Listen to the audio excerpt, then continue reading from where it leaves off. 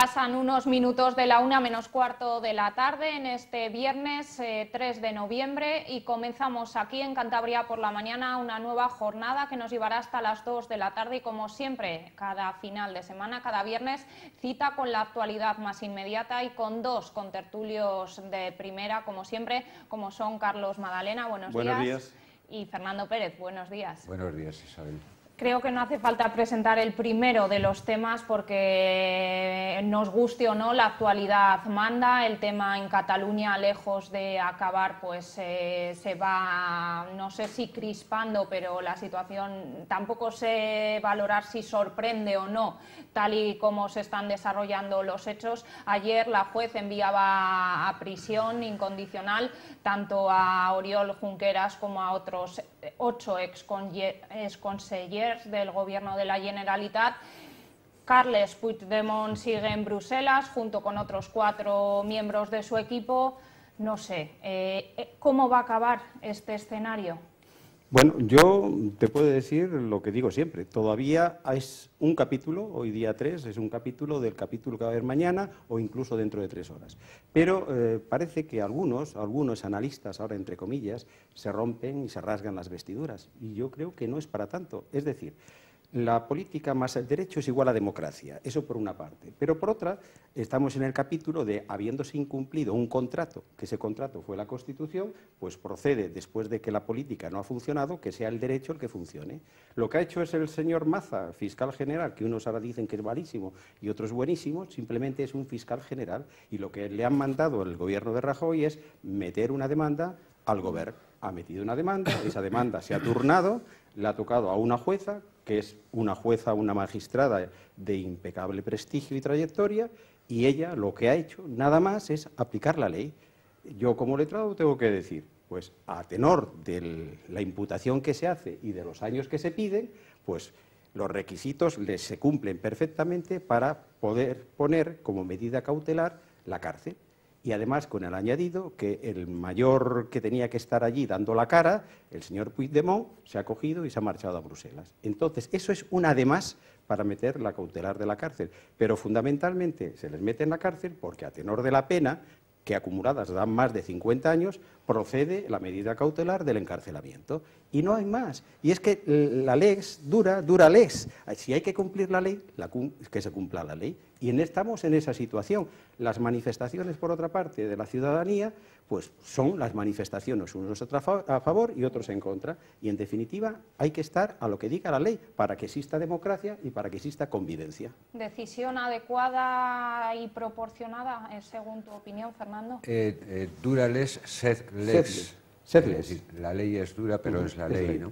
A ver, en democracia un principio básico es se acatan las sentencias, se cumplen las sentencias, pero hay margen para discrepancia, ¿no? Yo creo que las medidas cautelares que ha adoptado la Audiencia Nacional, la juez Lamelas, yo creo que son por lo menos opinables, ¿no? No solo desde el punto de vista personal, porque yo no soy un experto jurídico, pero sí desde el punto de vista de comparación, porque ayer han sido citados a declarar no solamente el vicepresidente y los 8 consejeros, sino la mesa y los miembros de la mesa, ¿no? En 2 instancias, digamos, diferentes, ¿no? Por una parte la Audiencia Nacional y por otra parte el Supremo. Y hay, digamos, resoluciones ante un mismo problema discrepantes entre sí. Porque no se está juzgando todavía los hechos, sino se están juzgando, en mi opinión, ahora las medidas cautelares que han adoptado una y otra instancia, ¿no? El Supremo con una medida de cárcel en función de los supuestos que está previsto para estos asuntos, riesgo de fuga, destrucción de pruebas y que puedan volver a repetir lo hecho, ¿no? Entonces, en ambos casos, 2 instancias han resuelto de manera diferente. Una con medidas cautelares de cárcel y la otra ha resuelto darle 9 días más para prepararse mejor el juicio, ¿no? Yo creo que ante la duda de las medidas cautelares, ante la duda, mejor yo creo que la sanción vía económica, que es lo que han hecho con uno de los consejeros, con Santi Vila, que la pena, ¿no? Y ahora hablo de política, es decir, esta es la parte, digamos, jurídica, es decir, se acata la sentencia, se cumple la sentencia, pero sí que hay margen para discrepancia, habida cuenta además de esto que estoy diciendo, de que dos instancias ante el mismo asunto, rebelión, sedición y caudales públicos, se toman dos medidas cautelares diferentes. La política. Es verdad que el pasado viernes, como otros viernes, hemos opinado de cómo iban evolucionando las cosas en Cataluña. De repente el viernes fue un día donde la sensación de alivio existió en todas partes, en Cataluña y en España, porque se aplicó también la ley, es decir, ellos tomaron la decisión lamentable de declarar la famosa DUI, Declaración Unilateral de Independencia, y a partir de ahí el Senado aprueba el artículo 155 y el Gobierno de España el día siguiente la aplica. Y entonces esto hace que como que parece que la situación...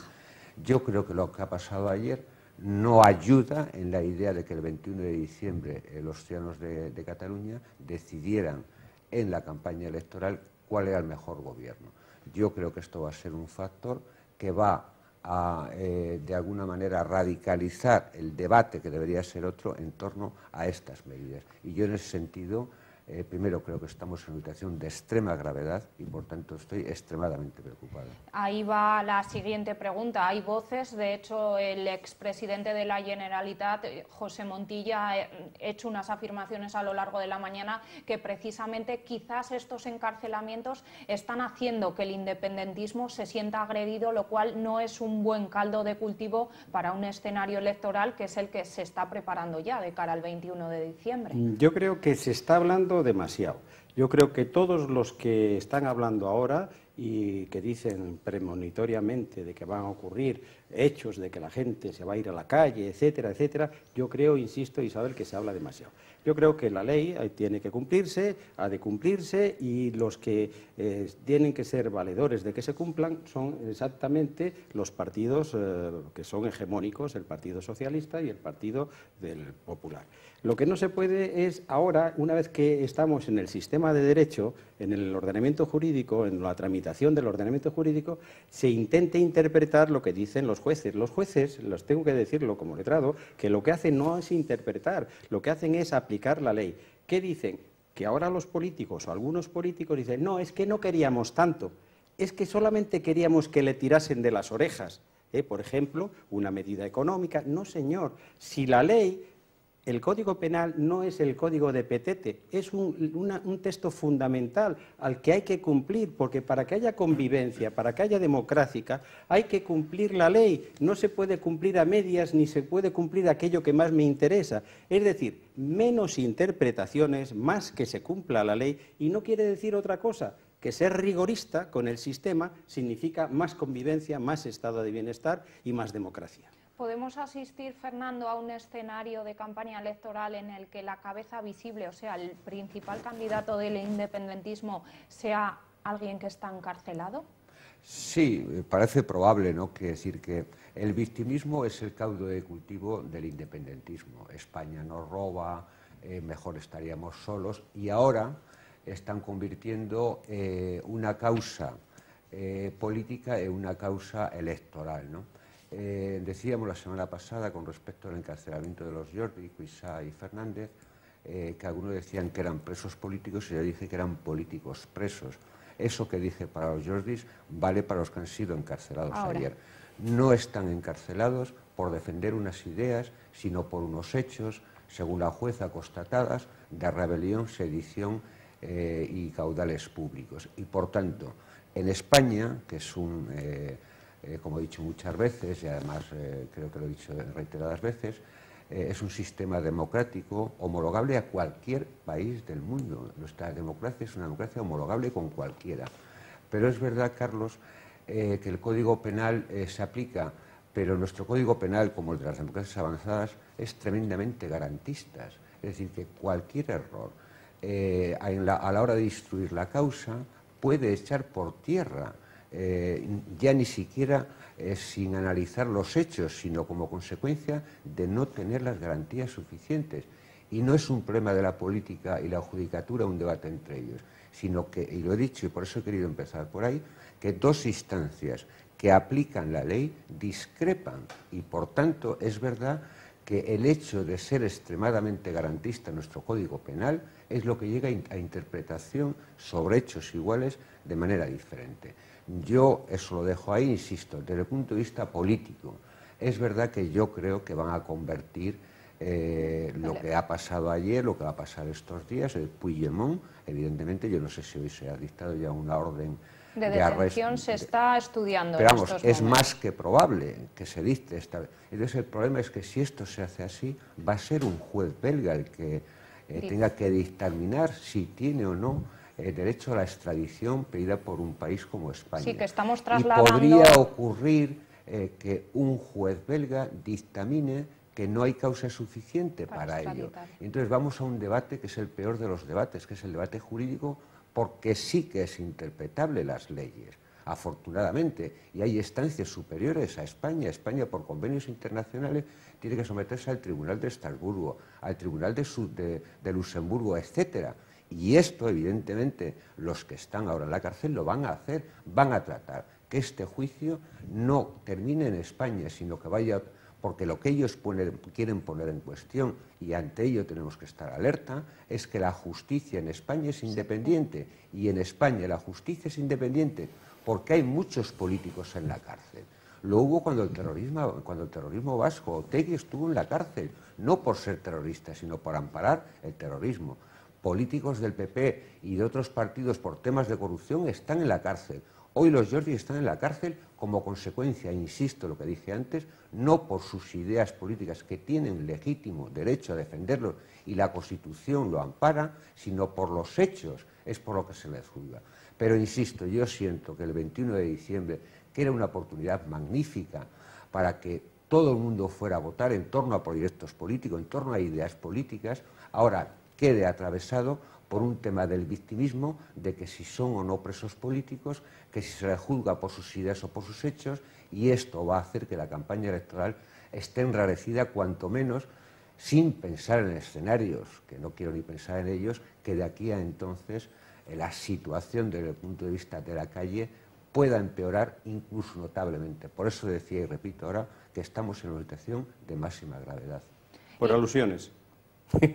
Yo creo que estoy contigo en lo fundamental, evidentemente, Fernando, pero te tengo que decir que la justicia en España está tremendamente jerarquizada, de tal manera que cada tribunal es autónomo e independiente y puede dictar las resoluciones que considere más conveniente. Eso no quiere decir que exista indefensión bajo ningún concepto, sino que el justiciable puede recurrir a instancias superiores. El hecho de que el Tribunal Supremo haya, dictado un auto de prisión como medida cautelar significa, como dije al principio, la adopción de un criterio suficientemente fundado en derecho primero y después en lo que está ocurriendo. ¿Que eso no gusta a la política? Posiblemente no guste a la política. Y que, por otra parte, la Audiencia Nacional, el juez, que no me acuerdo cómo se llama, haya dicho que en atención a la petición de uno de los letrados de que no ha tenido tiempo y para no incurrir en indefensión y para que haya seguridad jurídica, lo que ha dicho es retrasar la comparecencia al día 9.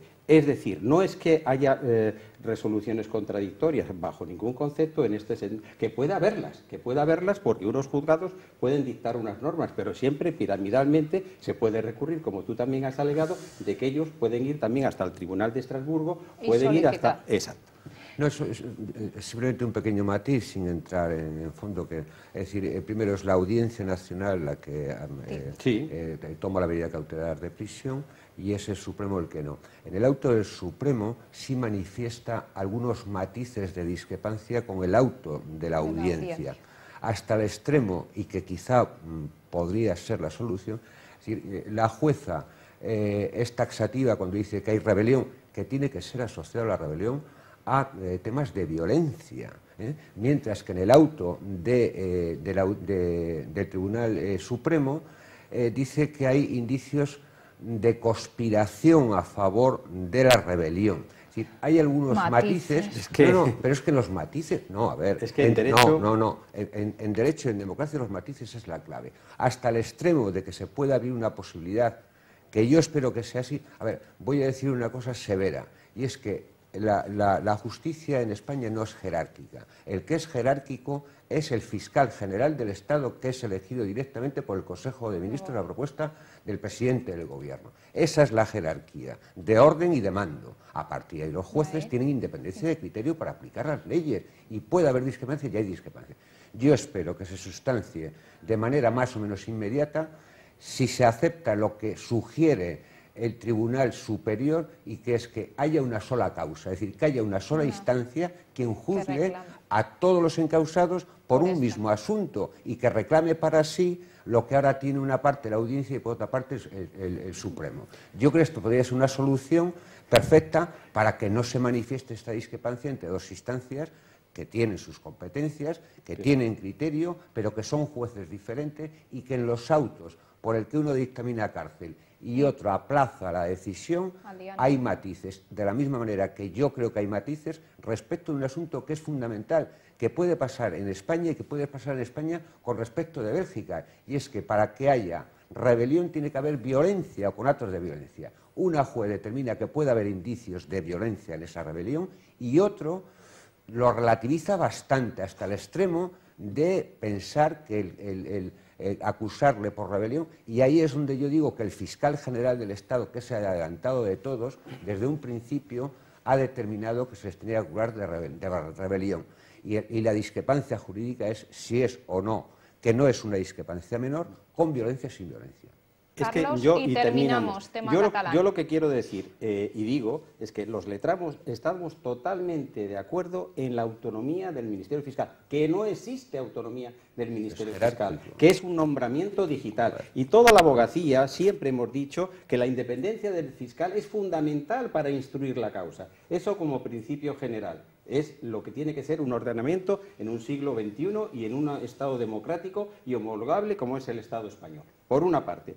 Por otra, en cuanto a los índices, a los matices, a las cuestiones, es que estamos en los primeros pasos, digamos, de la tramitación, de la instrucción de esta causa, que os digo de verdad, que va a ser súper lenta, a menos que ahora de repente se pongan todos de acuerdo en celeridad en la tramitación e instrucción de la causa. No, y porque no hay precedentes. No hay precedentes, entonces va a ser, y se va a hilar muy fino, y lo que se dice por unos que es violencia, por otros no es violencia, y dicen, y entonces el otro le va a decir, y los coches de la policía, de la Guardia Civil, que estaban saltando encima, eso es violencia. No, que es que eso está metido en otro estado y no puede ser enjuiciable en aquel otro. Es decir, que yo lo que digo es que esto va a ir muy lento y hay que instar a que se una todo el procedimiento en una causa. ¿Y quién es el beneficiado? ¿Quién es el beneficiado, Carlos, yo creo que, en el caso de que el proceso se alargue tanto? No, el perjudicado somos todos, porque es una causa muy importante, muy fundamental para Cataluña y para España. Lo que a mí me gustaría es tener una justicia rápida, que es lo que siempre hemos pedido, y eficaz, y no se puede. Y el procedimiento es el que es. Y no podemos buscar ahora, digamos, pies al gato. Bueno, dejamos el tema catalán porque podría llevarnos una semana entera esta tertulia y si no, no abordamos otra actualidad.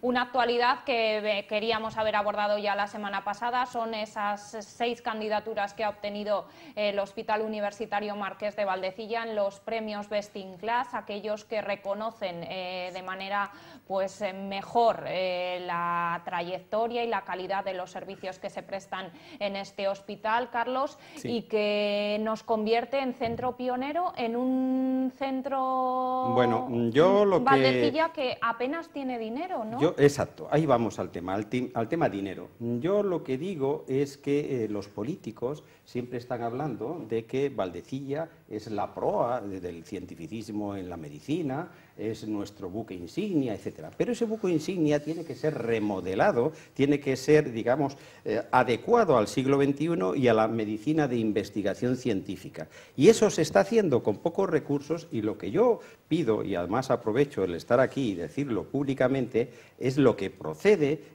es buscar esas industrias que pueden estar al pairo de lo que es la investigación, de lo que es el tratamiento en Valdecilla, que tenemos una facultad importante y, en fin, que somos un centro que podría expandirse y tener unas sinergias fundamentales para dar empleo y, por ejemplo, como hoy ha ocurrido, que seguimos en el paro y con el paro que se incrementa o se baja dependiendo del turismo. En el tema Valdecilla, se deberían, en principio, crear una comisión rápida, no que cada uno vaya por su parte, entre el presidente de Cantabria, la consejera de Sanidad y el que rija, el consejero o el director general del Servicio Cántabro de Salud, para ver qué se puede hacer entre todos y no que dispare uno por aquí y dispare otro por allá. Debía de crearse una comisión centralizada, total, para tomar decisiones fundamentales. Y la primera decisión fundamental es preguntar, por parte del presidente de Cantabria,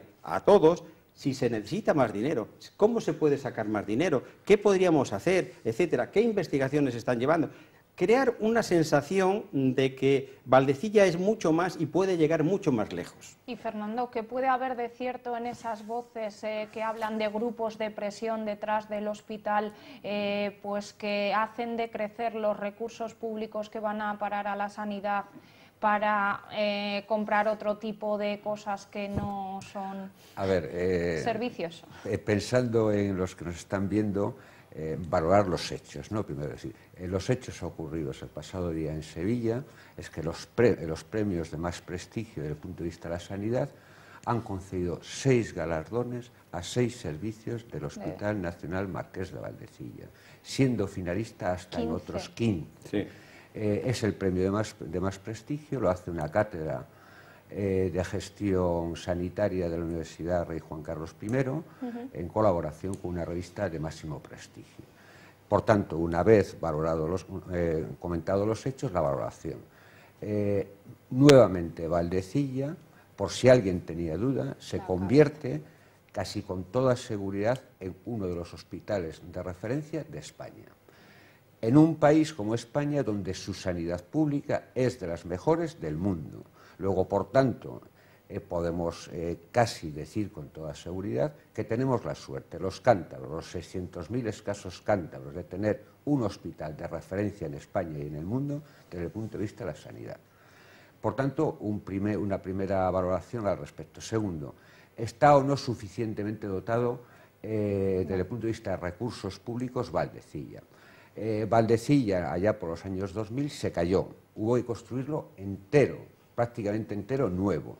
Es verdad que con mucho retraso tenemos un hospital nuevo entero, ¿no? Pero la sanidad, el hospital como tal, no ha dejado de funcionar en ningún momento.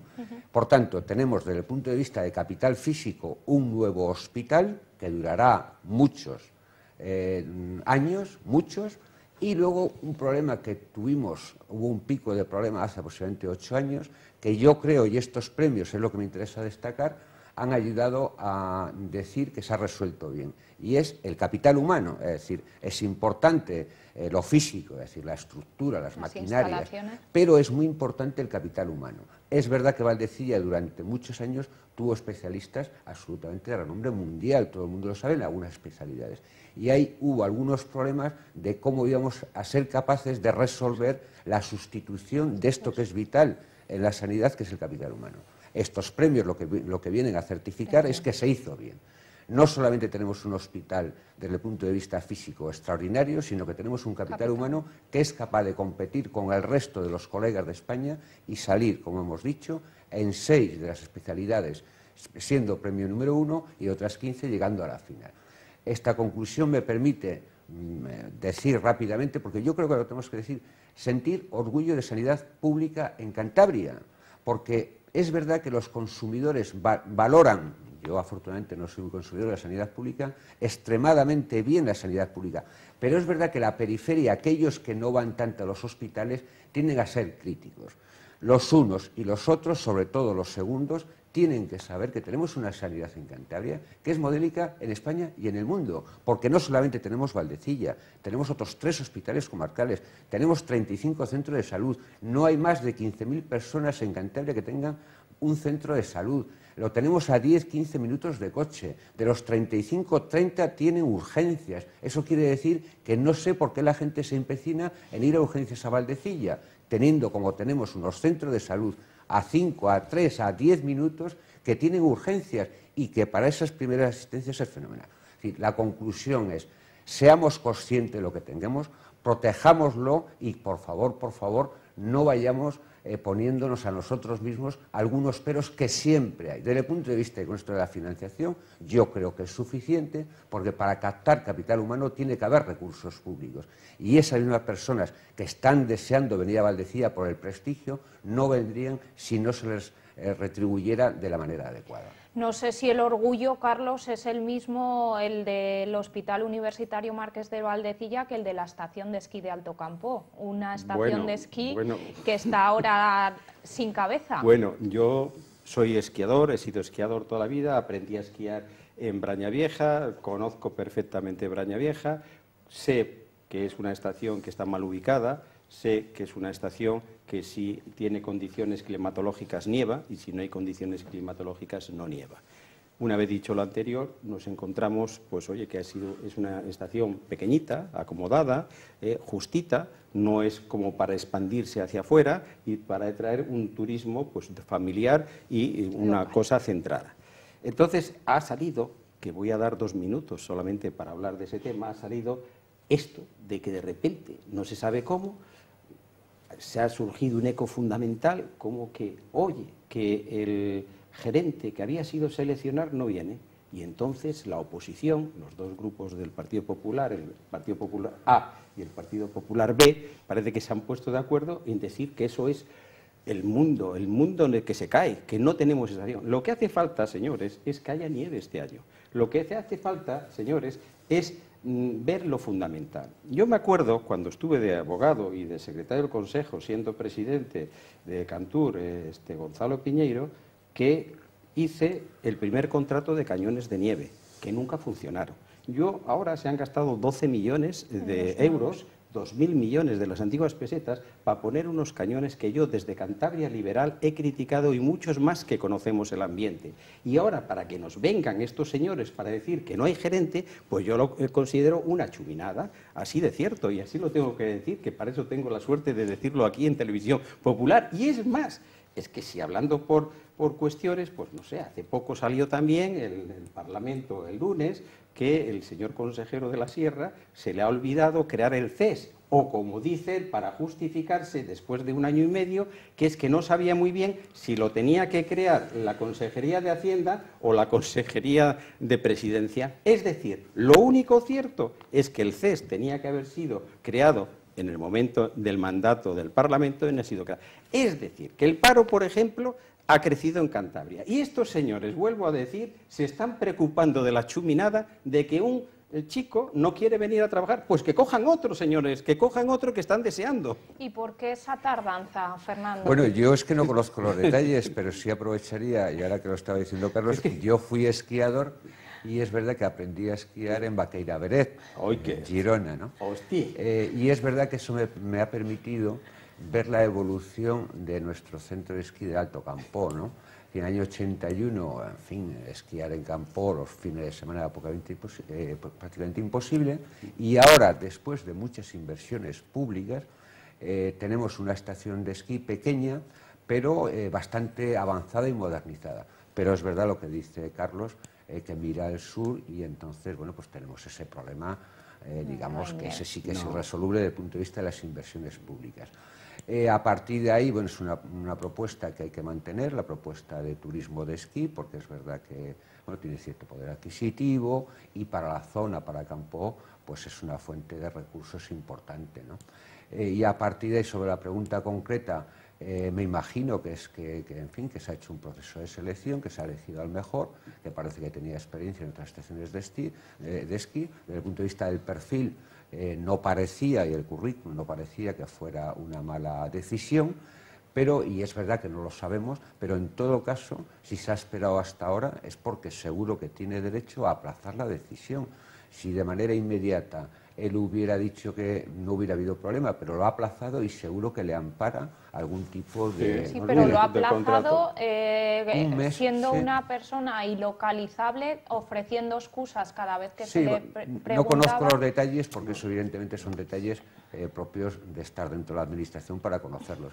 Llama la atención... Pero sorprende. Sorprende, sí, sin duda, sorprende, llama la atención, pero yo estoy con Carlos que, en fin, que no deberíamos dar más digamos, asunto, más tiempo al asunto. Exacto. Bueno, pues dejamos este tema a un lado y nos vamos con las aperturas comerciales de cara al próximo ejercicio 2018 que conocíamos hace apenas unas horas y que cambian bastante con respecto a lo que hemos tenido en este año en curso 2017. Son 10 domingos, el primero de ellos 31 de diciembre, algo que suena un poco duro, ¿no? Yo tengo mi opinión, que a veces pues no coincide en absoluto con otras opiniones, evidentemente. Aquí hay que establecer, digamos, el apoyo, digamos, el cuidado que se tiene así con los pequeños, con la pequeña empresa. Yo soy de la opinión de la libre oferta, libre demanda y de no estar todo el día con la subvención debajo del brazo. Si un pequeño, por desgracia, no sabe o no puede o no quiere acomodarse al siglo XXI de la oferta y de la demanda, pues tiene que cerrar. Lo que no puede hacer es, ya sé que no estás de acuerdo conmigo, digamos, en su totalidad, pero sigo diciendo mi opinión. La opinión que yo considero que viendo cuando vamos a Madrid o vamos a otras regiones que son pujantes, tiran para arriba, etcétera, y vemos que la nuestra, por más ayudas y por más cosucas que hagamos de anuncios, de campañas, etcétera, tú pasas tranquilamente por el comercio de Santander y no hay nadie dentro. Es decir, el comercio en Santander está en declive, y voy por el tema horarios, está en declive, pero de forma fundamental, porque ahora parece que se están metiendo en el mundo online, que tienen que vender, que es donde realmente está ahora el nicho de ventas, de comunicación y de todo, el mundo online, es ahí donde está.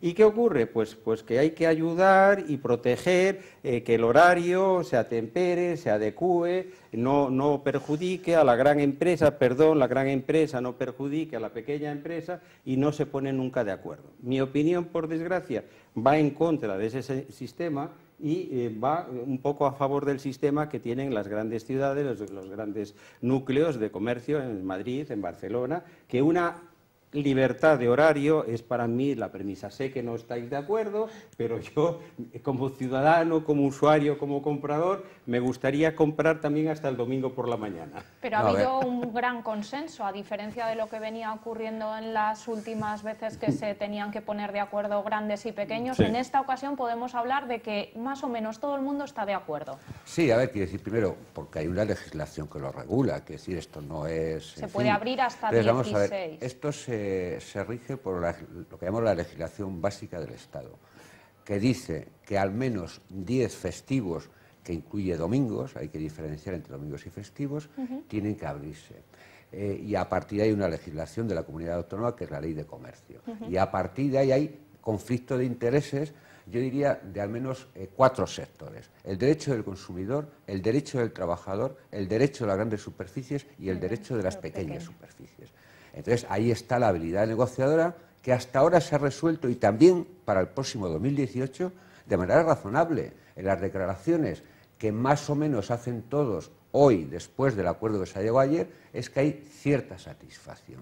Por tanto, no hay conflicto. Se ha aplicado la legislación tanto del Estado como la regional en un conflicto que no es sencillo porque los trabajadores tienen derecho a reclamar cuantos menos domingos mejor, por razones de conciliación, etcétera. El consumidor, dice Carlos, que ojalá todos los domingos del año, y el conflicto siempre entre las grandes superficies y las pequeñas, ¿no? Entonces, se ha resuelto bien, punto 1, punto 2. Hay que saber que en Santander, que no en Cantabria, desde el 15 de julio hasta el 31 de agosto, pueden abrir todos los días que quieran, porque es un ayuntamiento que es de naturaleza turística, igual que algunos otros pueblos de Cantabria, sobre todo los costeros, también.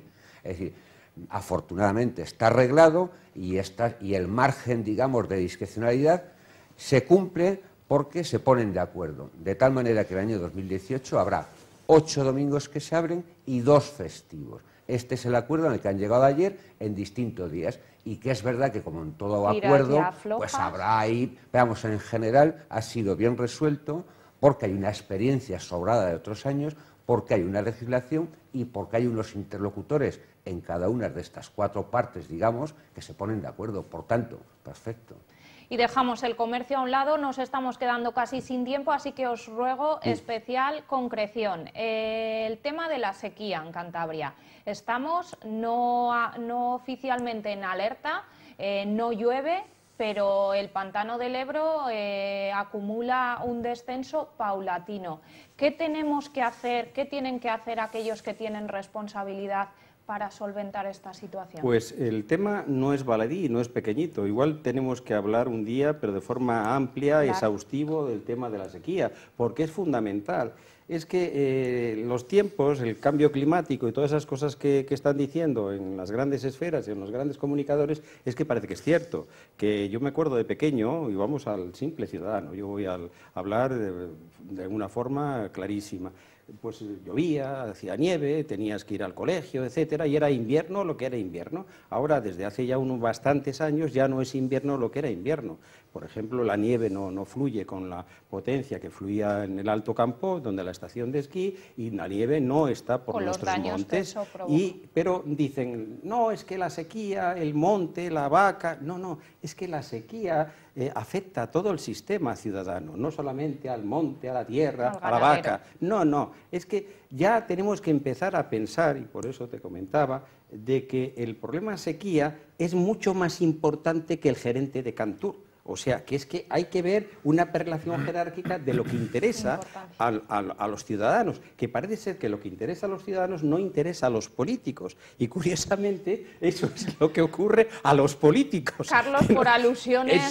Entonces yo te digo lo siguiente, quizá los políticos tienen que empezar, o los ciudadanos, vamos a concienciar a los políticos de que ese tema es fundamental, que incluso si me apuran tenemos que ir a una planta desaladora o a buscar acuíferos o buscar fórmulas de pasado mañana, porque hay que prever que la situación esta se arregle un poco, pero no creo que se arregle del todo, ojalá me equivoque, pero ahora el Ebro, el pantano, pues es un charquito. Entonces tenemos que empezar a pensar y los políticos a concienciarse de que tienen que ver que los problemas de los ciudadanos a veces no son los problemas de los políticos. Fernando, ¿estás concienciado? No, la política tiene tal nivel de conciencia con la escasez de recursos que hay en Cantabria que en el 2003 puso en marcha un sistema que hace que en estos momentos, a pesar de la sequía, en Cantabria no haya problemas de escasez. En el verano del 2003, toda la población de Castro, Laredo y periferia, en el mes de agosto, daban 1 hora al día y solamente les salía ese poco de agua. A partir de ahí se inicia una obra de infraestructuras de tal naturaleza que es capaz de abastecer a Cantabria durante muchos tiempos. Tenemos una ventaja competitiva los cántabros con respecto a otras comunidades autónomas, que es garantizar no solamente a las personas, sino a las empresas que se quieran localizar, que tienen garantizado el nivel de agua suficiente. Una autovía del agua que comunica el este con el oeste, con una inversión de 400 millones de euros, y un bitrasvase que se ha convertido en un trasvase que es un derecho a utilizar, que no estaba reconocido, la posibilidad de captar agua del embalse del Ebro. Esa doble o esa T, por llamarlo de alguna manera, este-oeste, sur-norte, es la que garantiza que en momentos como este, en Cantabria, no haya un problema de escasez. Y a partir de ahí, eso es la política, lo que ha hecho la política. Y a partir de ahí viene el santoral, quiere decir, hay sequía como consecuencia del cambio climático y ahí es verdad que las soluciones cántabras al problema mundial que es el cambio climático dista tanto que creo que tenemos pocos recursos. Pero desde el punto de vista de la política cántabra, que sepan los ciudadanos de Cantabria que del 2003 al 2011 400 millones de inversión para garantizar el abastecimiento suficiente a las casas y a las empresas. Carlos, No estoy de acuerdo. segundos. 30 segundos. Si yo no digo que al día de hoy estemos como estamos, que estamos cubiertos, yo estoy diciendo que no me has entendido bien, que es para dentro de 30 días o dentro de un año, que tenemos que ser previsores, que igual la situación no es reversible. Luego, si no es reversible, tenemos que acomodarnos a esa reversibilidad, de tal manera de que quizá tenemos que iniciar a pensar de iniciativas que puedan paliar a largo plazo o a medio plazo. Esa es mi idea. Naturalmente que el gobierno de Cantabria pues ha realizado todo y me dicen que me calle y me callo. Fernando, Carlos, de verdad, nos quedamos sin tiempo, es que después viene América y viene enfadada, con toda la razón del mundo. Así que, chicos, muchísimas gracias. Hasta el próximo viernes. Buen fin de semana. Igualmente. Y a todos ustedes, no se vayan porque hacemos una breve pausa y, como les digo, toca cita con América Fernández Agol y la música.